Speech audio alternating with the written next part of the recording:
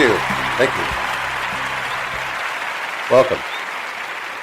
My name is Craig Rainey. They call me the Renaissance Man.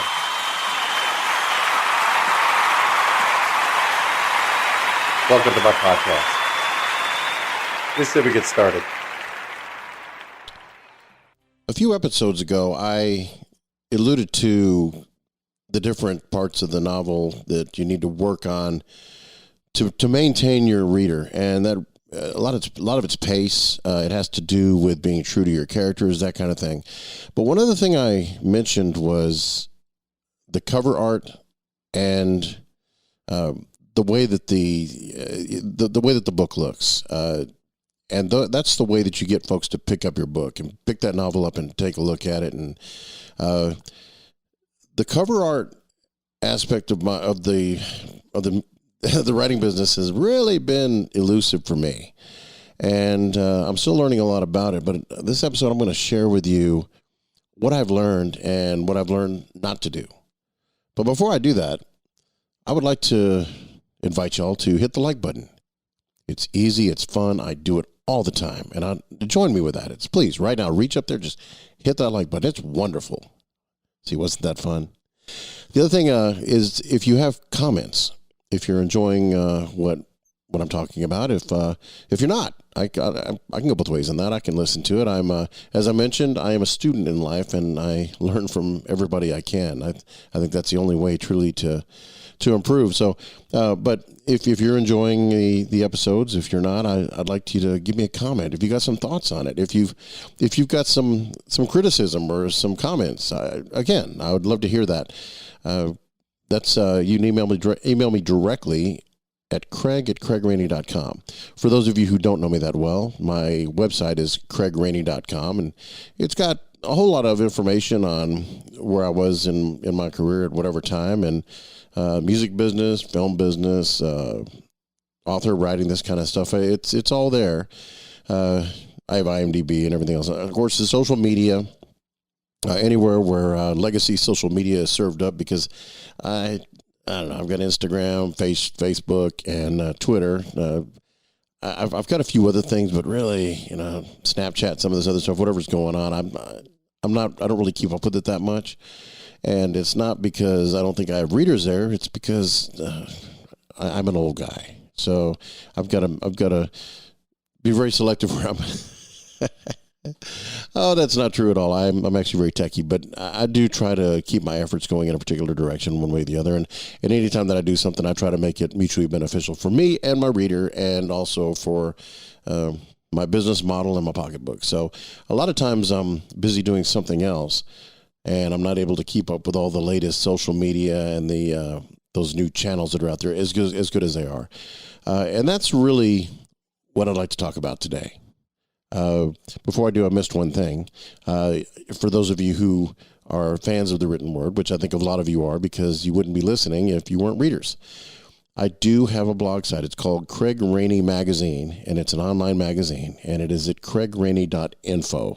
I know in past podcasts, I think I've given every dot whatever on that, but it's craigrainey.info. I think I gave craigrainey.net one time, and I want to give props to the Craig Rainey, who is the Christian musician. I spoke to him once. In fact, he's probably not really happy with me, because years and years ago, this has got to be 15 years ago, that I've had the craigrainey.com domain name. Anyway, he had it, and he let it lapse for whatever reason. He's probably a starving artist. He's like me. I don't have the money to renew. It's that $12 is beyond me, or whatever it is. And anyway, I snatched it up, and so he ended up with craigrainey.net. So he might appreciate me sending a few of my listeners and my fans his way. But my website is craigrainey.com, and my web magazine is craigrainey.info. Sorry about that, craigrainey.net, man. Anyway, so let's talk about one of those channels that are really important. It's not social media. The content of the book, how the story goes, the characters arcing, this kind of thing. That's for the engaged reader. That's somebody that already knows who Craig Rainey is, already knows what I write, who I write about, and they're invested in either me or in the story. In the case of Carson Brand, my action thriller series, they're following it, And good news on that, I am almost done with, almost finished with the fourth book, which is, it's called Sovereign Rule, and it's the fourth in the Carson Brand series. And as I mentioned in a previous episode, I've just been jetting through it. But let me get to that. But the way that I generate new readers, and anybody who is an aspiring author, or maybe you're already a successful author, those of you who are, oh man, leave me a comment. Any advice, I could use it. Yeah, Craig, don't do podcasts. Okay, I won't listen to that one. But you know, the way that you get the attention of a new reader is through your cover. The cover art is everything. And I counted at one point, gave the account of when I first started. I do everything myself, and I learn things. I'm a student all the time. I learn as much as I can, and I contribute as much of that knowledge to my businesses and to those kind of things. And it's not because I'm cheap. It's not that. I started doing websites, and I design my own often, and sometimes I don't. It just depends on how complex it is and what I need it to do. But when I first got in the business, and this was the music business back then, but I was doing websites, and I would hire somebody out to do these websites. And being a writer, I am really particular about my prose. I like no misspellings, and I like good grammar all the way through. Well, a lot of these web designers, they were more interested in the art of putting the thing together and making it where it was, SEO and everything else, but I just couldn't get them to do the corrections on it, because back in those days, nowadays there's so much plug and play with HTML, and of course WordPress. That's pretty easy to use. A little confining unless you're a WordPress guru, but overall they've got spell check, and they'll notify you if you've got clunky prose on there. But overall, back when in my day, it was me. I was having to do it, and so what I would do is I would get on Microsoft Word, and I would type out what I wanted, and then they would type it out, because they were, in those days, you couldn't just copy and paste it into the into the software. You had to actually do the work. So I found that these techie folks really, not only were they they weren't very detail oriented when it came to the written word on the page, but they became a little belligerent when I said, there's a lot of misspelled words, and I need to get this thing, edited and corrected, because, I don't want to be thought an idiot any more than I can open my mouth and prove that. I don't need to put the word out there, written word, and show it. So could we fix this? And I got a lot of pushback. So I bought books, and I bought my favorite piece of software, Dreamweaver, back then, and that's a real plug and play HTML website builder. And I got decent at it. I built a couple websites, and they were real clunky. They look bad. Nowadays, there are templates that you can use if that's something you do, which I don't do much of that anymore. But so it's a lot easier to get a website up. Wix and GoDaddy has something for that.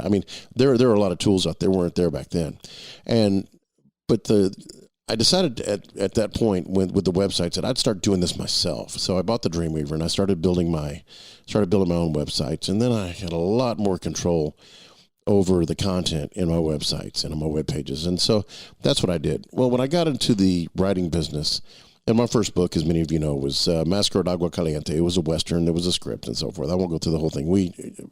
Listen to my podcast. You'll know the story. But when I first did it, my mother was and is a professional photographer. So she had some photography, and I thought, well, I'll use this and I'll use that and so forth, and I got her permission on it. And so I built the first cover for that book. And I, through Photoshop, I put together all the title and everything else. And so when I was done, and I've still got a copy of it around here somewhere. I'm sure it's sitting on my shelf here behind me, but in fact, I see it. There it is. The first cover, it came out, and there were a few things that I didn't know that I know now, and it really was frustrating, and it took me a while to get it. And so these are the things that I did wrong. First off, I had no idea what trim size was. I just took a measuring tape, And I measured the cover, and I went, okay, so it's a 6x9 book, which is the most common book for indie authors. And I thought, okay, so if I've got this, and I measured it, and had the spine with a certain, had a certain number of pages, so the spine was going to be, 7/8 of an inch or an inch and a 16th or whatever. And I put all that together, and then I tried to move the text around to where the barcode would fit, and then I uploaded it onto Amazon like everybody else. It was what was that? I was trying to remember what it was.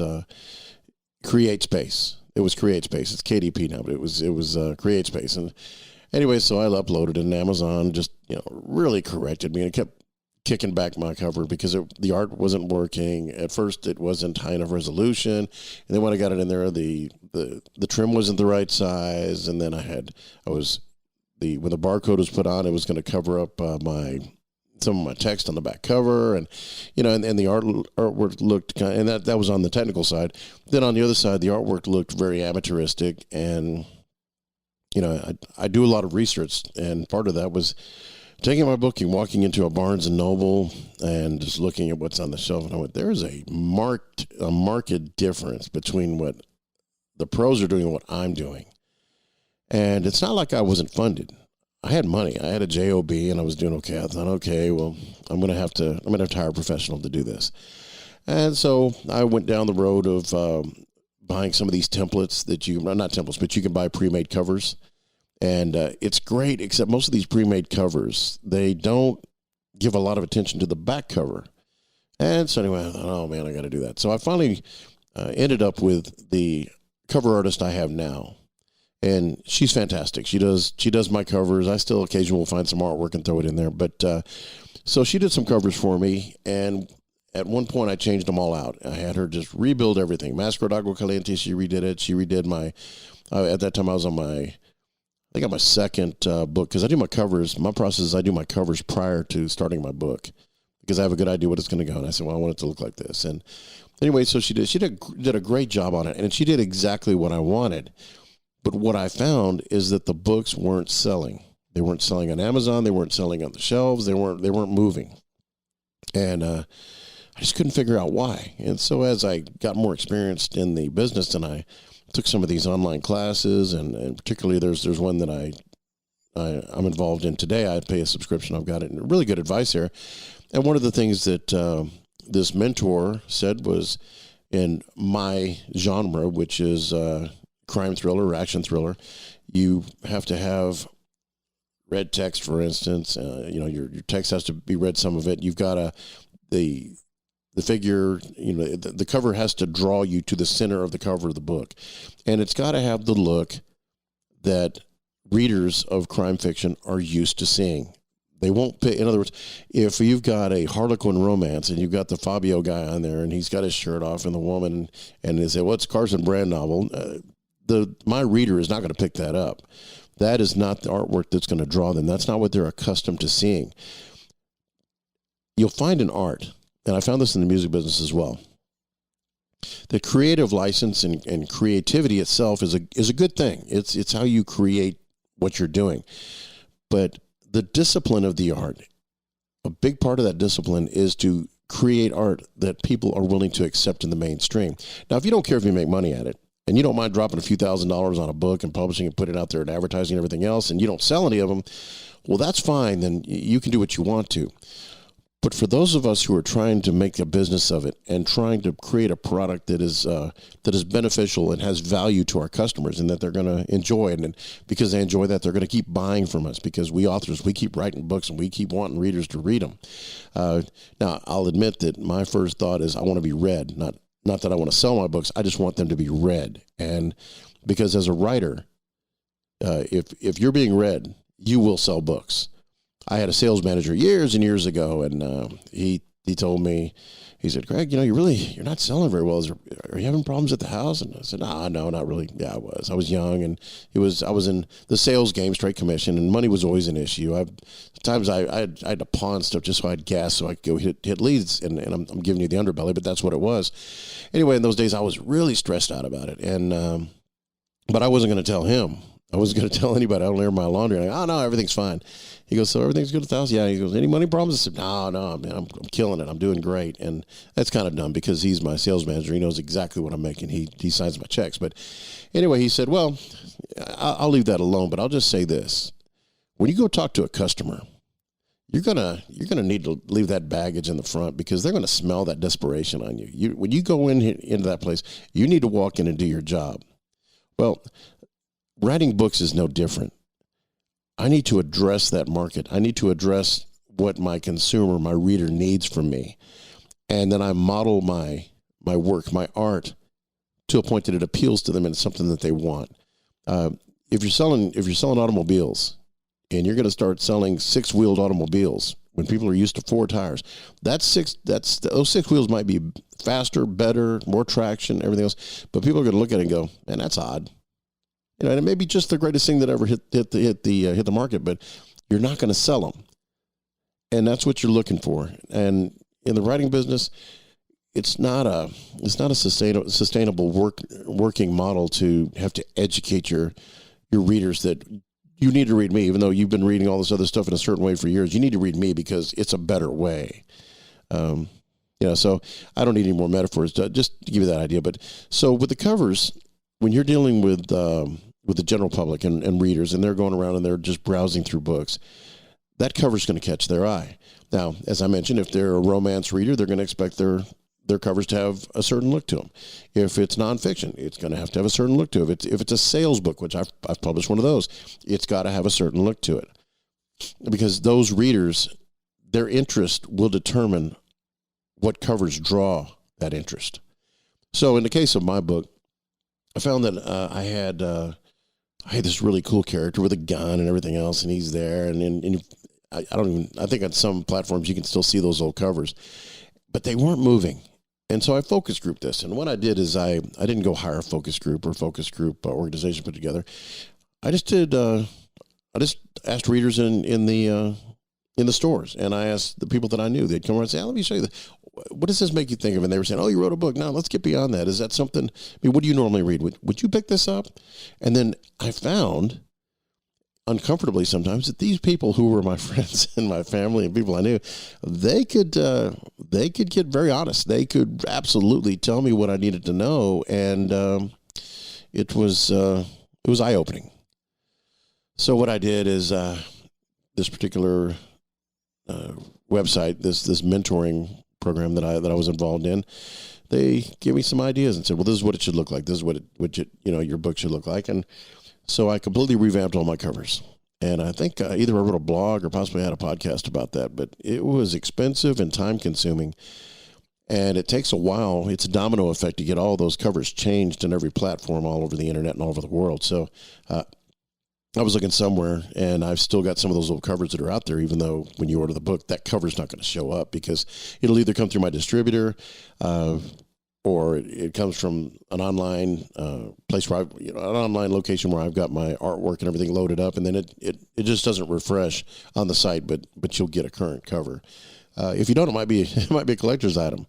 But anyway, so I went through all of my covers and changed them, and even my series, each book has a standalone look. And my thinking for that was this. So what am I going to do?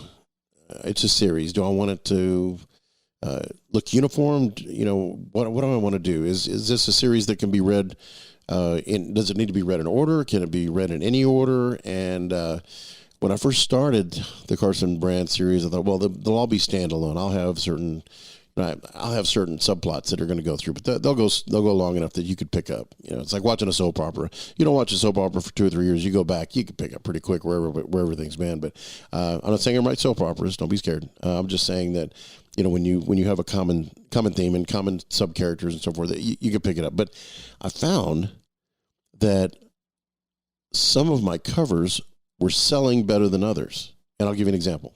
So my cover for Stolen Valor. It's a black cover, and it's kind of it's got an exploded look in it, and then it's got a dark figure right there it's right in the center. It really draws your eye. And That one does okay. It's just as far as new sales, people picking that up because I've got printed copies in Barnes and Noble and in a lot of Texas locations, and that one sells out okay. The one that really draws attention is Dark Motive, and it's interesting because it's got kind of a stormy cityscape, and the Dark Motive's in red, and it's kind of at an angle and so forth, and it's but it really sells. It outsells Stolen Valor, even though it says this is Carson Brand series novel number 2. People will pick that up before they pick up the other one. And so I went to that one, and then the third one was Reasonable Sin, and it was kind of a dark alleyway, and so forth. And it's, I don't know, it came out recently enough that I don't have a lot of telemetry on it, but it seems to be doing okay. And then finally, Sovereign Rule, which I've just sent it off to my cover artist, and she's working on it. Now, the reason I mention all this is because I've been kicking around the idea of doing a box set, and I would say the end of November, I will have Sovereign Rule to add to it, and I would say no later than the end of the year, it'll be on shelves. So I'll have 4 books, and I'm looking at adjusting trim sizes and doing a box set. And now when I do a box set, that means I get to change all the covers again and make them all uniform, because in a box set, they're not going to be all exactly the same, but I want them to be similar. All of us who read, we've seen box sets of different things. I mean, of different books and different series, whether you're a Harry Potter reader or Lord of the Rings or anything else that's got a series to it. The Nancy Drew series back in the day and the Hardy Boys, they all had a particular look to them, and so I have to make that decision to do that. And so it's there. The cover itself is such a tough decision, and especially if you're somebody like me, who I'm not very artistic when it comes to photography or artwork in that way. I have to really rely on the experts, like my cover artist, and she's got some definite opinions on where she thinks I should go with this. And so far, I've disagreed. I have not gone with what she wanted me to do. I've made changes, and to the point that it just goes, okay, well, here it is. But I'm making those changes based on information that I'm receiving from other authors who write in a similar genre. And that's one thing that I haven't really discussed much. Make sure that you associate with other authors. And, it's, and I'm going off on a tangent here, and anybody, y'all know I do this. The tangent that I'm going to go on is this. This is a very lonely business for writers. Authors, we spend a lot of time in self-analysis mode where we're looking at, man, I did this book. Did I write that okay? How come it's not selling? What about this? What about that? What could I do differently? I ran into this problem, like with the covers. How am I going to get a good cover artist to do this for me? How do I get ideas for my covers? How do I do that? And so you're on an island in most cases, and you're just trying to figure it out. I get so much joy and comfort from talking to other authors, because the one thing that I've learned, and I haven't talked to the big boys. I haven't talked to and big girls, by the way. I'm equal opportunity big one here. But those who are of my ilk, those who are my contemporaries, we all sit in the dark at night with the same fears. we all wake up in the middle of the night wondering, looking around and wondering. That's what we do. And it's misery does enjoy company. And you'll find that when you talk to other authors who face the same troubles you do, and a lot of them, I've solved a lot of problems in my writing. I have come to a lot of really good, solid decisions and conclusions that have helped my career a ton. And a lot of that came from other people, but a lot of it was just school of hard knocks. Well, these people have done it too, and everybody's got different experiences. And so with these authors, when you get to know them, and as we move on, I'm going to mention some of those folks. In fact, I'd like to have them on the show sometimes. We could sit around and chat about it. I've got a studio. I've got the ability to do that. I've got the infrastructure. I've purchased that. But I'd love to do it. But I'm just saying this: if you're an aspiring author and you feel like, oh man, I'm just new at this, and these guys, Craig Rainey's got 20,000 books out there right now, and he's way ahead of me, and he's doing this, so he would just laugh. No, I promise you, we are in this thing together. I promise you we are. You are not alone. So on the cover thing, I still don't have the cover art worked out. Now, my understanding is nobody does. Even the distributors and the publishers, they don't have this worked out. Everything is theory. Everything is, well, we surmise that we can do this, we can do that, and so therefore this theory will serve that. And just what I said was just so general and so vague. That's exactly what the thinking is. So, until you've got your name on there, you put a Stephen King name on a book, people are going to buy it. Patterson, people are going to buy it. Those people will be read. But until you get there, you're going to have to draw those new readers in with good artwork. And I'm working at it. I'm working at it right now, like I said. And by the way, everybody I've talked to, so where they go, hey, I thought you do your artwork before you start a book. Typically I do. But review 2 episodes or 3 episodes ago when I was talking about that, right after I finished Reasonable Sin, I jetted. I went right to the next book because the creative juices were flowing. So I didn't have time. I found an old file that with an old book cover that I had, and on my website I just promoted the book coming up, and it shows it's going to come up in 2023, but I'll have it before then. And I just had a cover and I threw some artwork on it, and there it is. But now we'll get this going. But the cover art is so important. Don't shortcut it. It's I think my covers cost me, because I do paperback, hardcover, obviously ebook, which your front cover does that, and then I always do Audible. I've got an Masquerade Agua Caliente is in post for Audible right now, but it's the only one. But I plan to do Audible books on everything that I'm doing. It's just that the voiceover talent is pretty expensive. Now it's worth it. I'm just saying it's not expensive for what they're doing. I think it's a great value, but it's expensive for me and what I'm willing to put into this business. So I think if you're getting into audio now, Audible books now, you're ahead of the curve. You are going to sell books because in the big scope of things, there aren't that many of them out there. If you compare that, millions of books are published every year. New books are published every single year. It's not even close to that Audible's being done because of the cost. And it's so cheap on Amazon to write and publish a book that everybody's doing it. And, I'm not saying everybody's doing it the right way.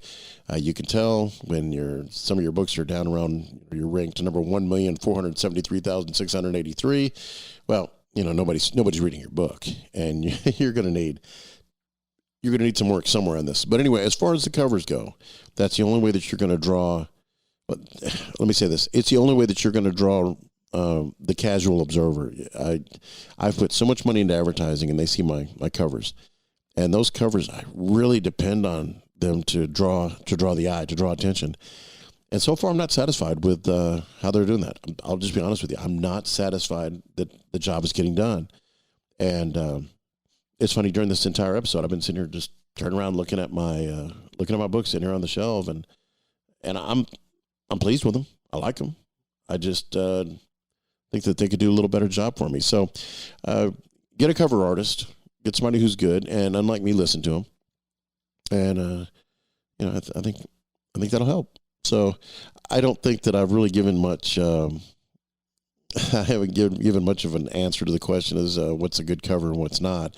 Not that I asked that, but I'm sure you are. Okay, Craig. So what's the uptake on this thing? What's the punchline? I know this, that I don't have anybody saying that my covers look clunky. I don't have anybody telling me that they didn't like the cover art. I sell enough books, considering what I put into advertising and the level of author that I am as far as success and how prolific I am and how well read I am. I think that I'm doing well. I think that's good. I would not have a podcast and talk about it if I didn't feel like I had something to offer to you, the listener. But I would like to open up the comments. Craig at CraigRainey.com. You readers out there, if you get a chance and you see one of my covers out there, tell me what you think. Just tell me. I'm a reader of this genre, and I think that you could use this. Now, I'm not promising I'm going to move on that, because when I move on it, it costs money, and it's a big step. because when I do a cover, I have to give it some time to see if it gels, because there are a lot of market factors that go into this, and not all of them are because I made a mistake or the cover is not adequate. There are a lot of other ones. Reach, advertising. On Amazon, at the very top of all the searches for books, all the big publishers have those first 3 lines. I can't get in there. I don't. It's not about money. It's about how many books they do, and they're a valuable customer to Amazon, where I'm not. I'm important to them to an extent, but I'm not Random House. I'm not Penguin. I'm not Pocket. Those folks are getting the marquee spots because hundreds of thousands of dollars, if not millions of dollars a year, comes out of those. Me, a few thousand. So those are factors in it as well. So anyway, but take your cover art seriously. Just a small thing on the inside. Make sure that you have a good. Just spend that money. I don't think it's more than $150, $200 to get a good template for a book interior. Just look at who you're competing against, and make sure the font and the layout and the chapter. The chapter numbers. If they don't, most of these, they don't name the chapters. It just has a number on it. Make sure the number is on the right, the correct side of the page. And, if it's an odd page, make sure that you're starting your chapter on that odd page and not the even. So it's on the front page, not the back of a page. These are things that you'll learn as you go through it. And we'll cover that some other time. But I hope that the conversation in this crazy stream of consciousness with me just sitting here looking at books and chatting with you about it, I hope that... First off, it gives you a little insight on me and how important you, the reader, are to me. And if you're an author, how important your readers should be to you. And I put a lot of thought into making sure that I serve my readers both in what I write and how the book appears. And I put a lot of money behind it, too. And so it is important. I appreciate the time that y'all spent with me. And I hope that you'll come back. Have a great one. Hit that like button. It's fun.